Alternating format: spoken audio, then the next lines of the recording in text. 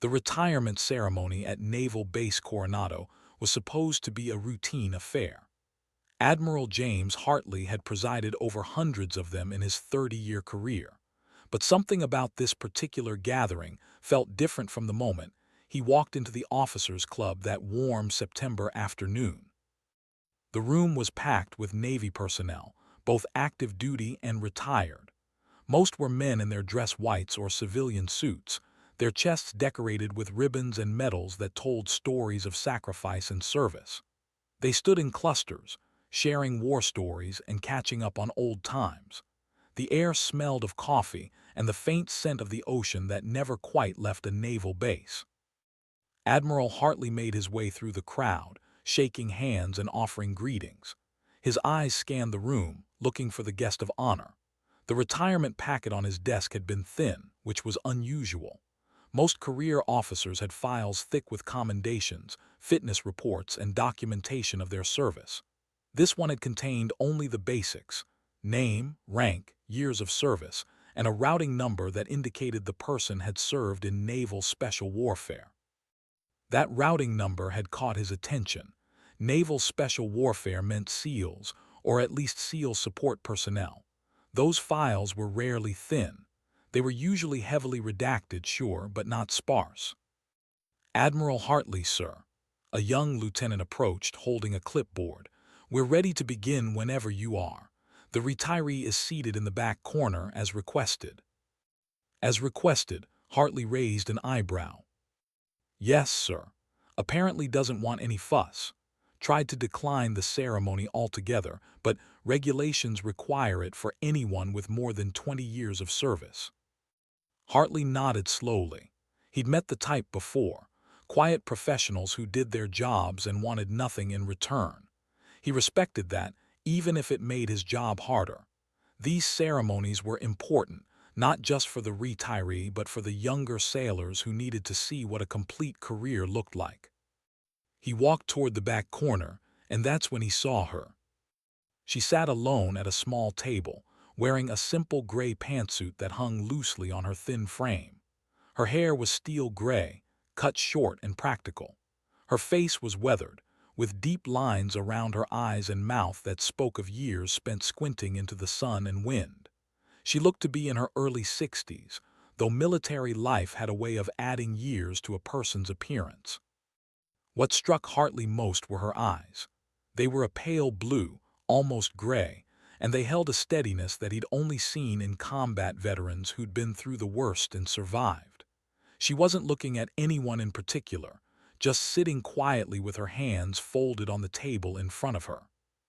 "Commander Sarah Reeves." Hartley approached the table. The woman stood immediately, her posture perfect despite her age. "Admiral." Her voice was quiet but firm. She didn't salute. She was in civilian clothes and about to be retired, but her bearing was unmistakably military.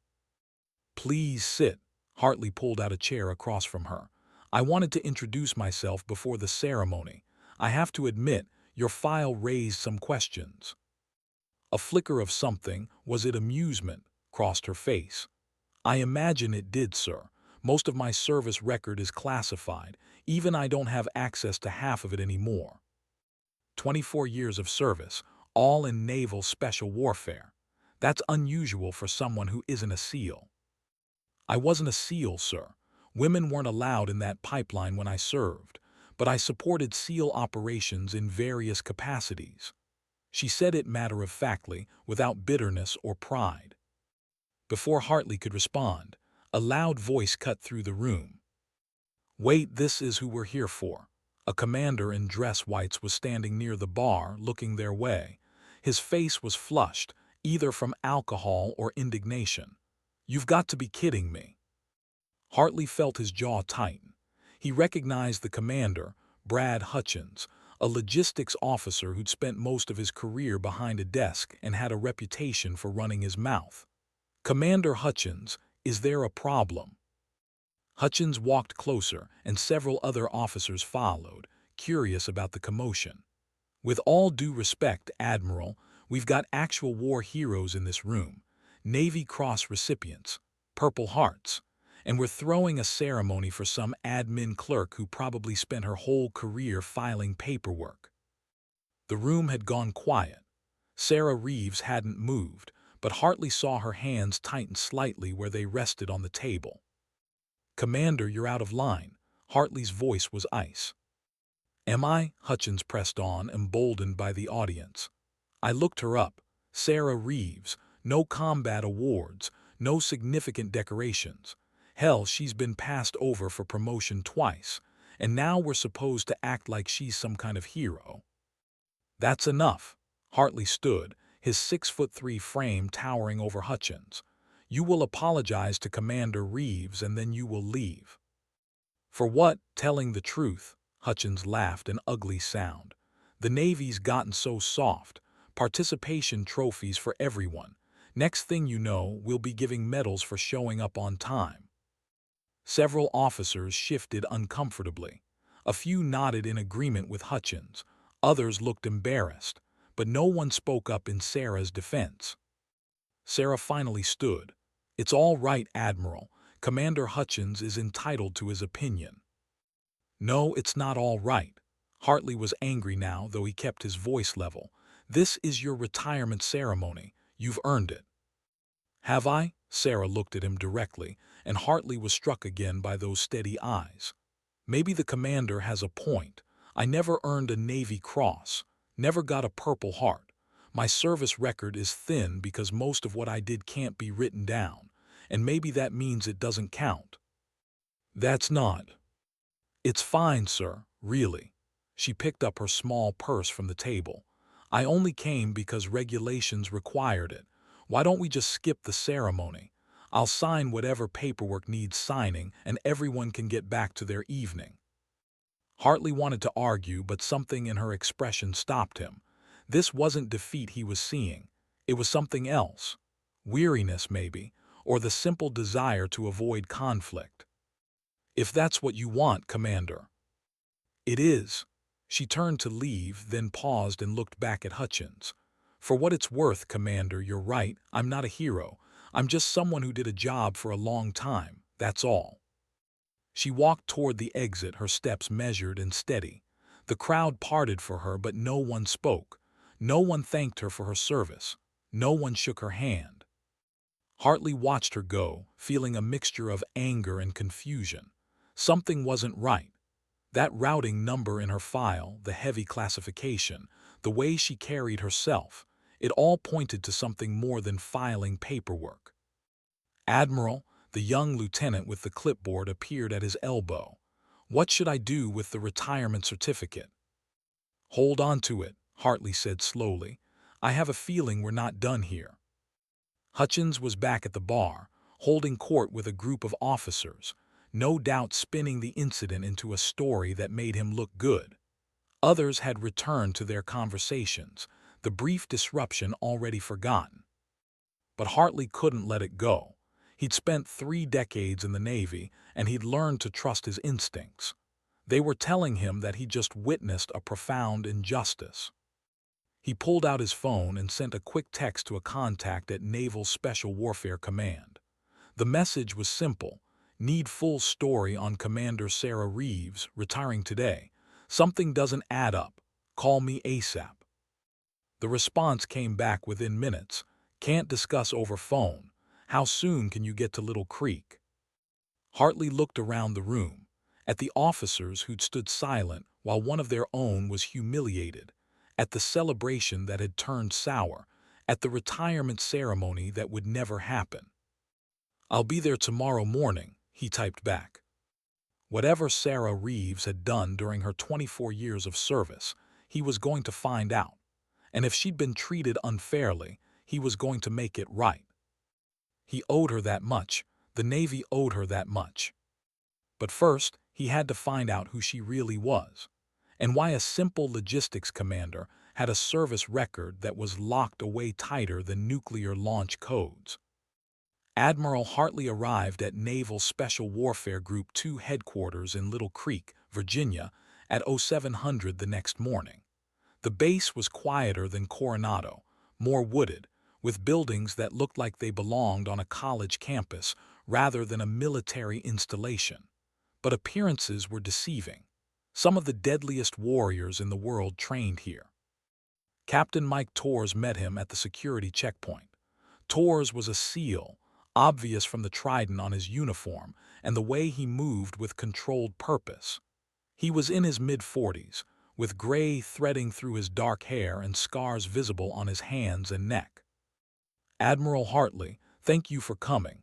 Torres' handshake was firm. "I figured this conversation needed to happen face to face." "I appreciate the quick response." Hartley followed Torres into the building, through corridors lined with photos of SEAL teams dating back to Vietnam. "What can you tell me about Commander Reeves?" Torres didn't answer immediately. He led Hartley into a secure conference room, closed the door, and activated a white noise generator. Only then did he speak. "How much do you know about SEAL operations in the 90s and early 2000s? "The basics: Iraq, Afghanistan, counterterrorism work. Why?" Torres pulled out a classified file, its cover marked with so many security warnings that Hartley's clearance barely covered it. "What I'm about to tell you stays in this room. Understood?" "Understood." Commander Sarah Reeves wasn't a logistics officer. That was her cover, her real job. Torres opened the file, revealing a photo of a younger Sarah Reeves, maybe in her mid-30s. She looked harder then, leaner, with eyes that burned with intensity. She was one of the first women to serve directly with SEAL teams in combat zones. Hartley leaned forward. "I thought women weren't allowed in direct combat roles back then." "Officially they weren't, but we had a problem." Torres pulled out more photos: villages in Afghanistan, compounds in Iraq, women and children in traditional dress. When we'd raid a compound looking for high-value targets, we'd encounter women and children. Our guys couldn't search them, couldn't interrogate them, couldn't even talk to them properly without violating cultural norms. We were missing vital intelligence and potentially letting targets escape. "So you needed women operators." "Exactly. But it was all off the books. No official program, no recognition, no credit. The women who did this work were officially assigned to support roles: logistics, intelligence analysis, admin. But in reality, they were going through doors with us, taking fire, conducting sensitive operations in some of the most dangerous places on Earth." Torres slid another photo across the table. It showed a group of SEAL operators in full combat gear, posing in front of a helicopter. Among them, barely noticeable at first glance, was Sarah Reeves. She wore the same gear, carried the same weapons, held herself with the same warrior bearing. Reeves served with SEAL Team 7 for 6 years. She went on over 200 combat missions. She was shot twice. Both times she refused medevac until the mission was complete. She personally saved the lives of at least 8 team members that we know of, and she gathered intelligence that led to the capture of some very bad people. Hartley stared at the photo. Why isn't any of this in her official record? Because officially it never happened. The program was politically sensitive. If word got out that we had women in direct combat before it was legally authorized, there would have been hell to pay. So everything was classified, compartmentalized. The women who served knew they'd never get credit. They did it anyway. "What was her call sign?" Hartley asked suddenly. Torres met his eyes. "Redeemer." "Why Redeemer?" "Because she had a way of getting people to talk. Not through torture.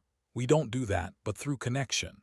She could sit down with a village elder's wife or a terrorist's sister, and within an hour she'd have information that would save American lives. She redeemed bad situations, turned losses into wins. The team she worked with trusted her absolutely." Torres pulled out another document, a commendation letter that had never been officially filed. Hartley read it, his anger growing with each line. It described an operation in Helmand Province where Reeves had single-handedly held off insurgents while wounded, allowing her team to evacuate casualties. The SEAL team leader had recommended her for a Silver Star. This was never submitted. Couldn't be. Would have raised too many questions. She's got about 15 commendations like that, all sitting in classified files, none of them on her official record. Hartley set down the letter carefully, trying to control his temper. So she served with distinction for 6 years, then what? Then the program got shut down. Political pressure, concerns about liability. The women were reassigned to their cover jobs, which became their real jobs. Reeves spent the next 18 years actually doing logistics and administration, work she was massively overqualified for. She was passed over for promotion because her official record looked mediocre. The people who knew what she'd really done couldn't say anything. That's unconscionable. Tors nodded grimly. Most of the women from that program left the service. Couldn't stand being treated like they'd never done anything significant. Reeves stayed. Don't ask me why. Hartley thought about the woman he'd met yesterday, sitting quietly in the corner, accepting insults without defending herself. Does she have family? Husband was killed in Iraq in 2005. IED.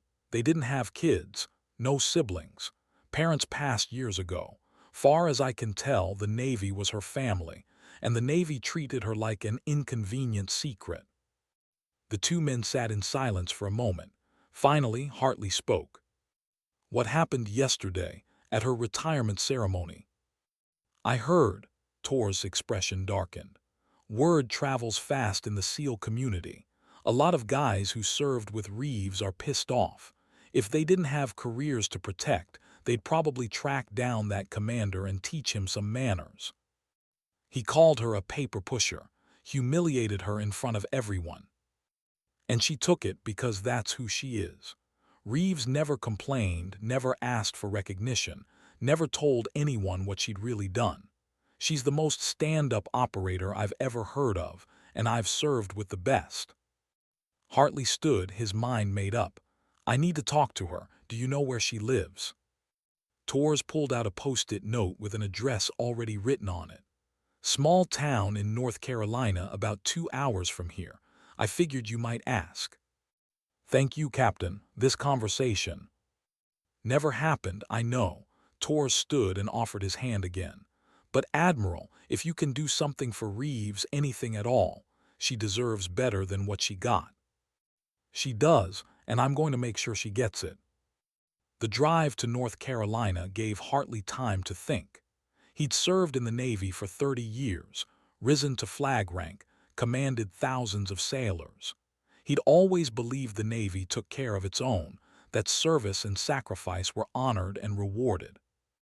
But Sarah Reeves had served with extraordinary courage, had saved American lives, had sacrificed everything including her own recognition, and the Navy had repaid her with obscurity and disrespect. That was going to change. He didn't know how yet, but he was going to find a way to give her the honor she deserved. The address led him to a small cottage on the outskirts of a town called Beaufort. It was a modest place, well-maintained but simple, with a small garden in front and an American flag hanging by the door. A 10-year-old pickup truck sat in the driveway. Hartley knocked, not sure what he was going to say. Sarah Reeves opened the door, wearing jeans and a faded navy t-shirt. Her expression showed surprise, then resignation. Admiral Hartley, I didn't expect to see you again. May I come in, Commander? She hesitated, then stepped aside. I'm not a commander anymore. Retirement was official as of midnight. It's just Sarah now. The inside of the cottage was as modest as the outside. Comfortable furniture, but nothing fancy. The walls held a few photos, Sarah in various locations, always in civilian clothes, always alone or with local nationals. No photos in uniform, no plaques or awards, nothing that indicated she'd served at all. Can I get you coffee? She asked. No, thank you. I came to apologize. She looked surprised. For what? For yesterday, for allowing you to be disrespected, for not knowing who you really were. He paused. I had a conversation with Captain Tors this morning. Her expression changed, becoming more guarded. He shouldn't have done that. He did the right thing. Someone needed to tell me the truth. The truth is classified, Admiral. It's supposed to stay that way.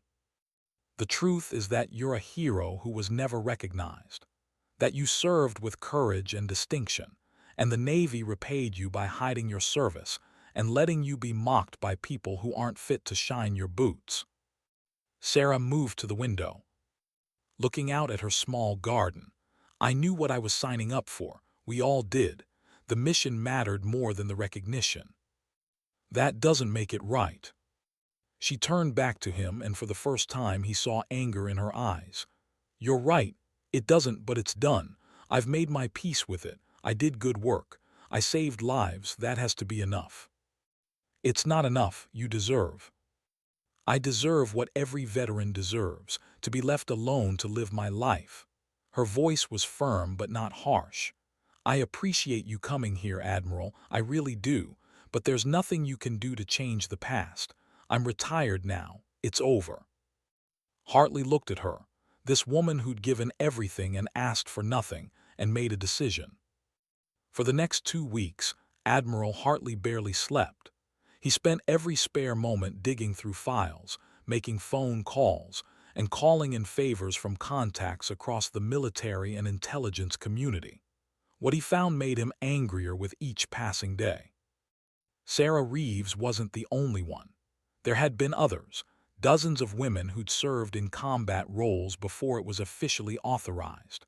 Most had left the service and disappeared into civilian life, their sacrifices unrecorded and unrecognized. A few had stayed, like Sarah, enduring years of being underestimated and overlooked.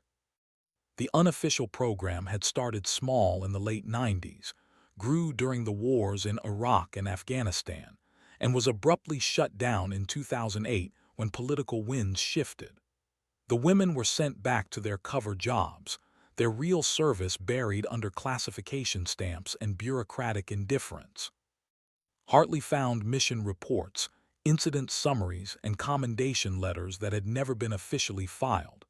He found testimony from SEAL operators who'd served with these women, describing their courage, skill, and dedication. He found intelligence reports showing how their work had saved countless American and Allied lives. And he found the bodies. 12 women from the program had been killed in action. Their deaths were officially attributed to accidents or incidents in secure areas. Their families never knew the truth. No flags draped their coffins. No teams of warriors carried them to their final rest. It was unconscionable, and Hartley decided he was going to do something about it. He started by reaching out to other flag officers, carefully explaining what he'd learned. Some were skeptical. Some were concerned about the political implications. But several, particularly those who'd commanded in Iraq and Afghanistan, remembered the women who'd served with their units and were outraged to learn how they'd been treated. Support began to build, quietly at first, then with growing momentum. 3 weeks after Sarah's failed retirement ceremony, Hartley returned to her cottage in Beaufort. He knocked on the door, and when she answered, he wasn't alone. Behind him stood 6 men in dress uniforms, all wearing SEAL tridents on their chests. Sarah's eyes widened. What's going on? May we come in? Hartley asked. She stepped aside, confused. The men filed in, all former SEAL operators who'd served with Sarah during her time with Team 7. They stood in her small living room, looking at her with expressions of respect and affection. One of them, a retired Master Chief named Dave Rowlands, spoke first. Sarah, we should have done this years ago. We let the brass tell us to keep quiet. We put our careers ahead of doing right by you. That was wrong. Dave, you don't need to.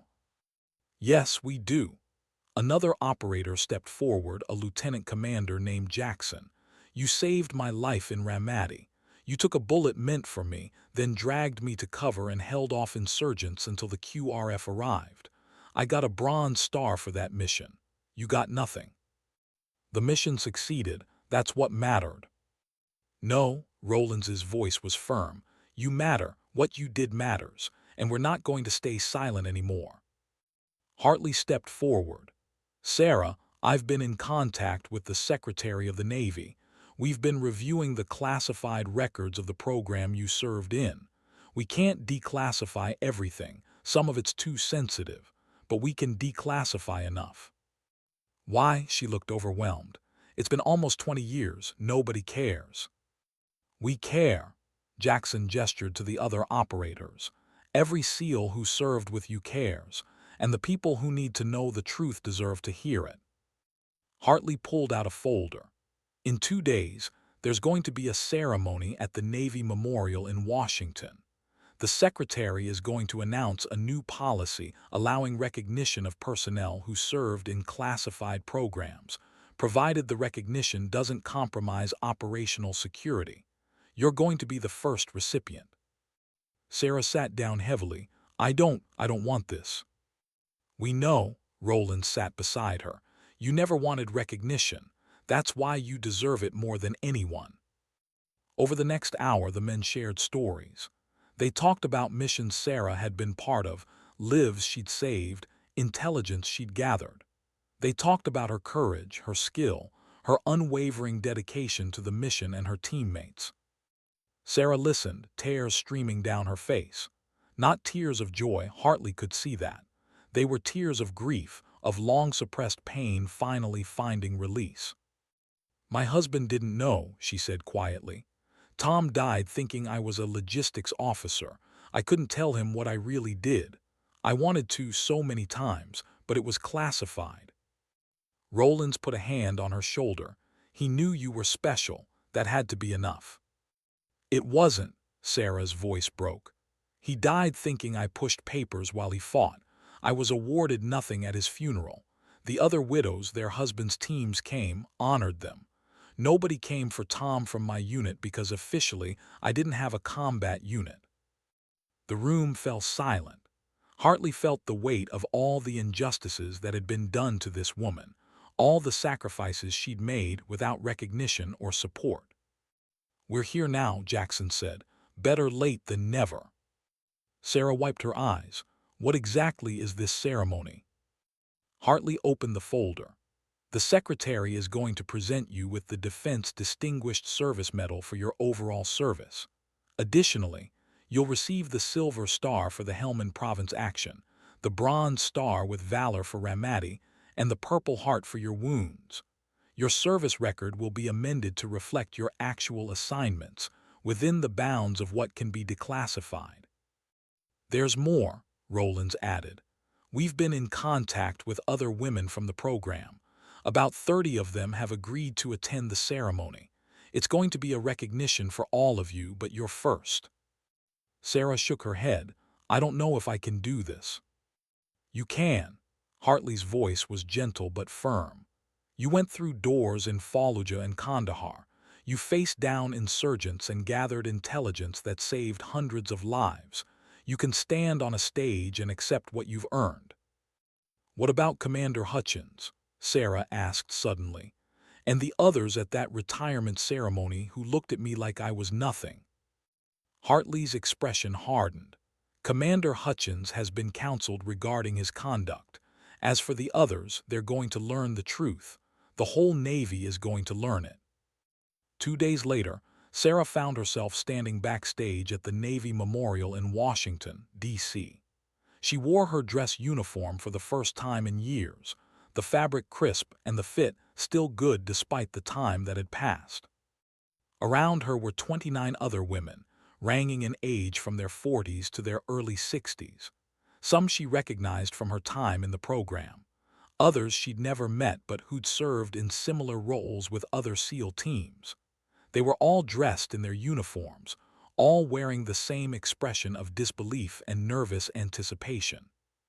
"I can't believe this is happening," one of them said. Lieutenant Commander Maria Garcia, who'd served with Team 3 in Iraq. "I can't believe we all said yes," another replied. That was Chief Petty Officer Jennifer Walsh, a combat medic who'd saved countless lives in Afghanistan. Sarah looked at these women, her sisters in arms, and felt something she hadn't felt in years: pride. The ceremony was packed. Word had spread through the Navy community, and hundreds of active duty and retired personnel had come. The media was there too, carefully controlled, with strict guidelines about what could be filmed and reported, but present nonetheless. As Sarah waited for her cue to walk on stage, she glanced at the monitor showing the audience. Her breath caught. Sitting in the front row was Commander Brad Hutchins. He looked uncomfortable, his face pale. Next to him were several of the other officers who'd been at her failed retirement ceremony. Admiral Hartley had made sure they were there. They were going to see exactly who they'd disrespected. The Secretary of the Navy was a former Marine Corps general, a man in his 60s with silver hair and a chest full of ribbons from his own distinguished service. His voice carried clearly through the memorial hall as he began to speak. Ladies and gentlemen, thank you for joining us today for what I believe is one of the most important ceremonies in recent Navy history. We're here to correct an injustice, to honor sacrifice that has gone unrecognized for far too long, and to tell a story that needs to be told. He paused, looking out at the audience. For the past 25 years, there has been an ongoing debate about women in combat. When should they be allowed to serve? What roles should they fill? Are they capable of meeting the same standards as men? He smiled slightly. Today, we're going to put that debate in perspective, because while we were debating, women were already serving in combat. They were already proving their worth. They were already bleeding and dying for their country. A slide appeared on the screen behind him, a map of Iraq and Afghanistan, marked with dozens of locations. Beginning in the late 1990s and continuing through 2008, approximately 90 women served in direct combat roles alongside Navy SEAL teams. Their service was classified. Their sacrifices went unrecorded. When they were wounded, they received treatment but no Purple Hearts. When they performed acts of exceptional valor, they received quiet thanks but no medals. When they died, their families were told they'd been killed in accidents in secure areas. The truth was classified. The audience was silent, riveted. These women volunteered for this duty knowing they would receive no recognition. They served anyway. They went through the same training as the SEAL operators they supported. They went through the same doors, took the same fire, faced the same dangers, and they performed magnificently. The secretary looked toward the wings where Sarah and the other women waited. Today, we begin to correct this injustice. We cannot give back the years of serving in obscurity. We cannot undo the pain of being overlooked and underestimated. But we can tell the truth. We can honor their service. And we can make damn sure that future generations know what these women did. He gestured to the wings. Ladies, please join me on stage. Sarah's legs felt weak as she walked out, the other women beside her. The audience rose to its feet, applauding. It wasn't polite ceremony applause. It was genuine, thunderous, sustained. It went on for nearly 2 minutes. Sarah looked out at the crowd and saw SEALs in dress whites, some with tears streaming down their faces. She saw Admiral Hartley, standing tall and proud. She saw Commander Hutchins, his head bowed, his hands clasped in front of him instead of clapping. The secretary waited for the applause to die down, then began reading citations. Each woman was called forward individually. Maria Garcia, who'd conducted interrogations that led to the capture of a terrorist network leader. Jennifer Walsh, who'd saved 8 critically wounded operators during a disastrous mission in Kandahar. 30 women, 30 stories of courage and sacrifice. Finally, it was Sarah's turn. Commander Sarah Reeves, the secretary began, and Sarah walked forward. Service record shows assignment to Logistics and Administration, Naval Special Warfare 1999 to 2023. Actual service, Combat Operations Officer, SEAL Team 7, 1999 to 2005. Over 200 combat missions in Iraq and Afghanistan, multiple wounds in action. Credited with saving the lives of 8 SEAL operators and gathering intelligence that directly prevented terrorist attacks against American forces and civilians. He held up the first medal, the Defense Distinguished Service Medal, for exceptionally distinguished performance of duty while serving in positions of great responsibility. An aide pinned the medal to Sarah's uniform. The secretary moved to the next one. The Silver Star, for gallantry in action against an enemy of the United States. He read the citation for the Helmand Province action, describing how Sarah had held off insurgents while wounded, allowing her team to evacuate casualties. Then the Bronze Star with Valor for Ramadi. Then the Purple Heart with an oak leaf cluster for her second wound. By the time he finished, Sarah's uniform bore the decorations she should have received 20 years ago. She stood at attention, tears running down her face as the audience applauded again. But the secretary wasn't done. "There's one more thing," he said. Commander Reeves's call sign during her time with the teams was Redeemer. Her teammates called her this because she had a gift for turning bad situations into victories, for finding hope and intelligence where others saw only chaos and danger. Today, we're adding one final honor. He held up a document. "Commander Reeves, you are hereby promoted to the rank of captain, effective immediately, with full back pay and allowances from the date you should have been promoted, had your true service been properly recorded." Sarah's knees nearly buckled. Captain, 2 ranks higher than she'd retired at. Recognition that her service had been equivalent to officers who'd commanded ships and major units. The secretary pinned Captain's eagles to her collar, replacing the commander's oak leaves. Then he stepped back and saluted her. A Navy captain saluting another captain wasn't that unusual, but the Secretary of the Navy saluting was. It was a gesture of profound respect. Sarah returned the salute, her hand shaking. The ceremony continued for another hour. Each woman received recognition, though Sarah's was the most extensive due to her length of service and the number of combat actions she'd participated in. By the end, all 30 women stood together, their uniforms bearing the medals they'd earned, their faces showing a mixture of pride, grief, and relief. Afterward, there was a reception. Sarah stood with the other women, accepting congratulations from a long line of active duty and retired personnel. SEAL operators she'd served with came to pay their respects, some introducing their wives and children, telling them, "This is Captain Reeves. She saved my life." Eventually, Commander Hutchins approached. He looked like a man walking to his execution. "Captain Reeves," he said quietly, "I owe you an apology."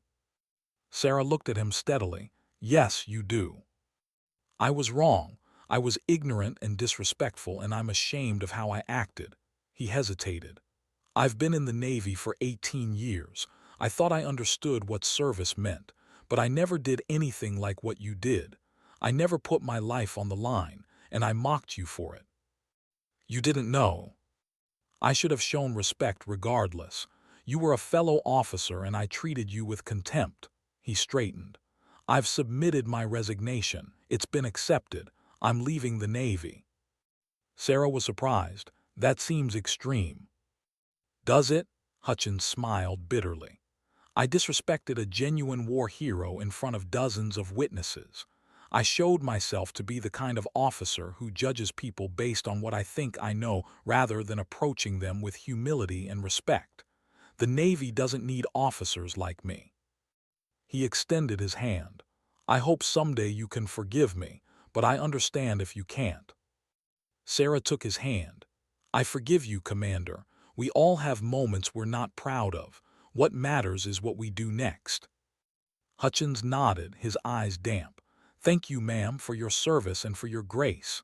He walked away, his shoulders bowed. Admiral Hartley appeared at Sarah's elbow. "That was generous of you." "He's not a bad person, just someone who made a mistake." Sarah watched Hutchins leave. "We've all been guilty of judging people without knowing their full story." "Perhaps, but you showed him more mercy than he showed you." Hartley smiled. "How does it feel, being Captain Reeves instead of Commander?" "Strange, overwhelming." Sarah looked down at her uniform, at the medals and the captain's eagles.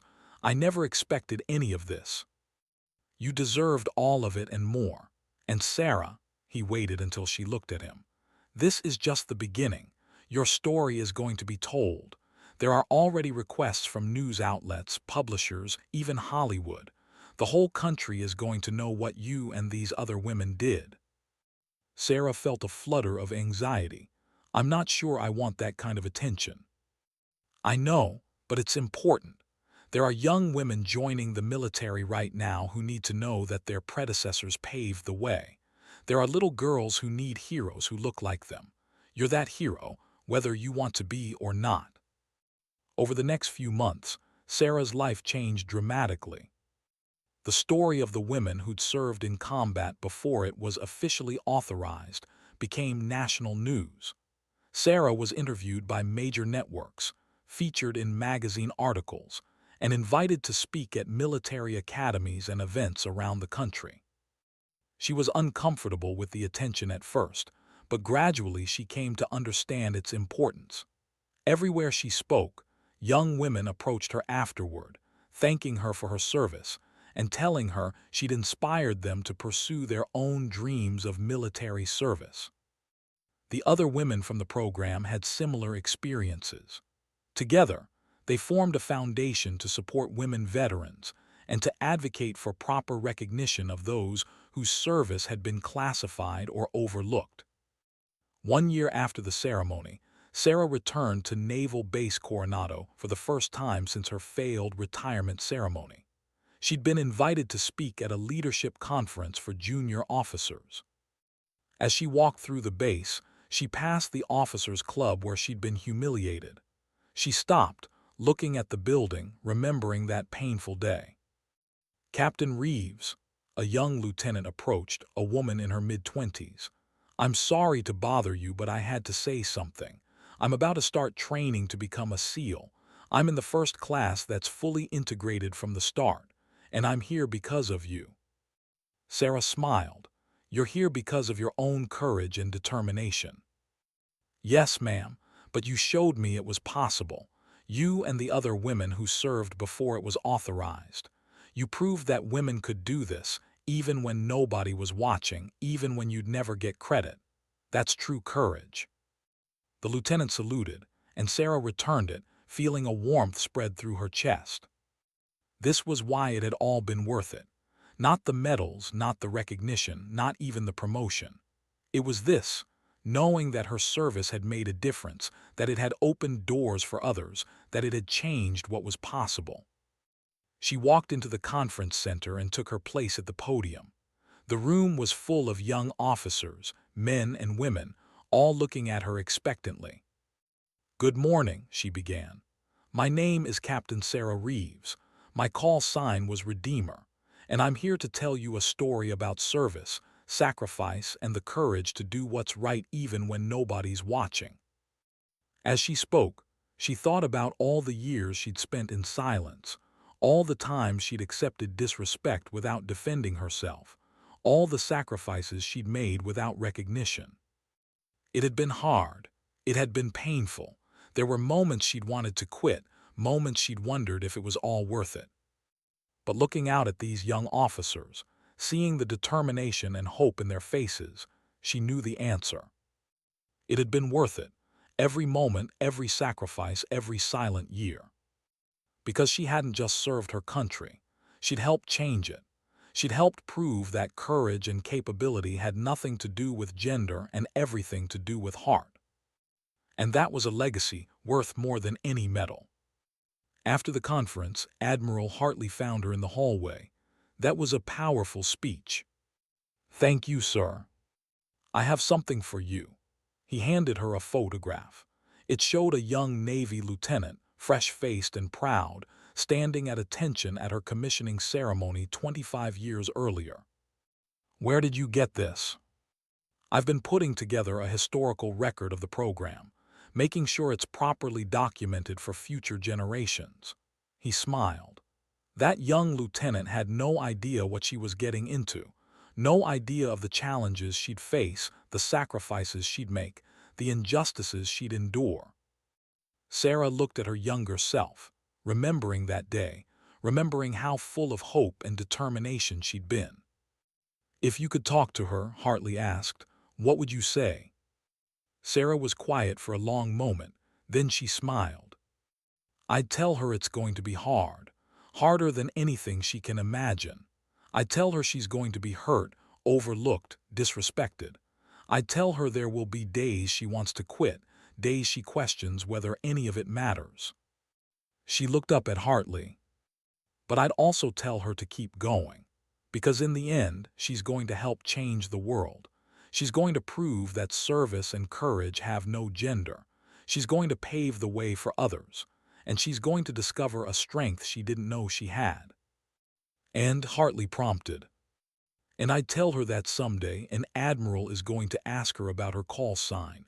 She's going to say Redeemer, and the entire room is going to fall silent, not out of disrespect, but out of respect, out of recognition, out of honor." Sarah handed the photo back. "I'd tell her it's all going to be worth it." As she walked out of the building into the California sunshine, Sarah felt truly at peace for the first time in years. Her story had been told. Her service had been recognized. Her sacrifice had meaning.